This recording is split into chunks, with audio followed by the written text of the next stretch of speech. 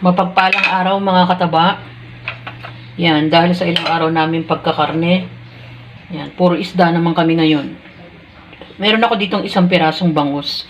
Dinain ko siya, tapos ibinabad ko to sa lemon at toyo kasama ng bawang at paminta.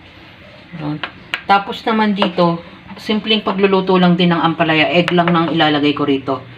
Meron tong asin, hindi ko pa nalalamas para alam niyo naman ang mga anak natin, no? Mabawas ng konti yung pait. Pero hanggat maari nga dapat ano yan mas masustansya pag hindi ginaganito. Pero kasi kinukonsider natin yung ating mga junakis. Panggisa natin bawang, sibuyas at kamatis. Meron ako ditong kawali na pinapainit. Yan. Pabayaan muna natin, saka natin isa lang ang ating isda. Dito sa same pan, dito na rin ako magigisa. Tinanggal ko lang yung mga dikit-dikit natin ng ating pinagprituhan. Malasa kasi to, kaya hindi ko masyadong tinanggal yung mga meron pang nakadikit na balat ng bangus. Yan, nilagay ko na yung ating bawang, sibuyas, kamatis. Tapos ito naman yung ating fried na daing.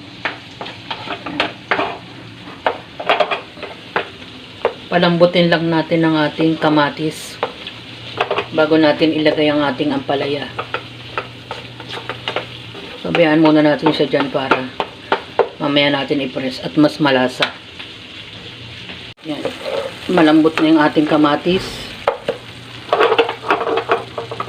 Malambot na yung ating kamatis. Lagay na natin ang ating ampalaya.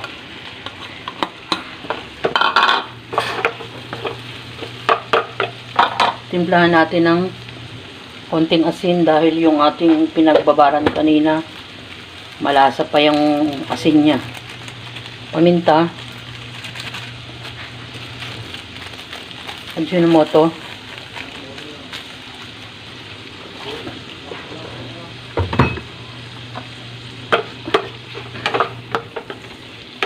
Iuhuli natin ng konti ang ating itlog. Lutuin muna natin sandali ang ampalaya.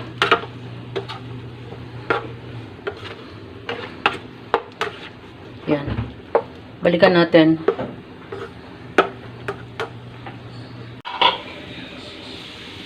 Yan, halos paluto na yung ating ampalaya. Lagay na natin yung ating itlog. O, hindi to masabaw mga kataba. Ayan. Ilagyan ko ng konting tubig yung ating pinaglagyan ng itlog. Pabayaan lang natin maluto ng ganyan. Saka natin haluin mamaya. Ayan. Masarap kasi pag may buo-buong itlog. Kaya pinapabayaan ko munang ganun. At yung medyo may konting mantika. Tikman natin.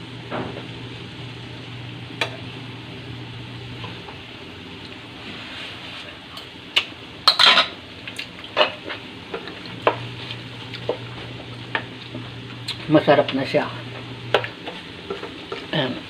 Pwede na natin patayin. Nagdaing tayo ng ating bangus. Binabad natin sa toyo na may lemon kasama ng bawang at paminta. Simpleng pagbababad lang naman ng ating isdang bangus.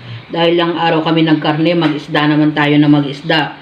Kasama ng kanyang ampalaya.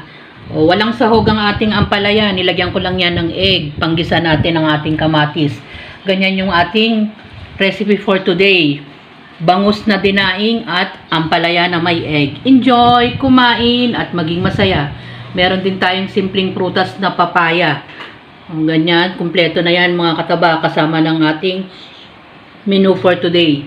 Salamat sa panunood at bye! Ingat mga kataba!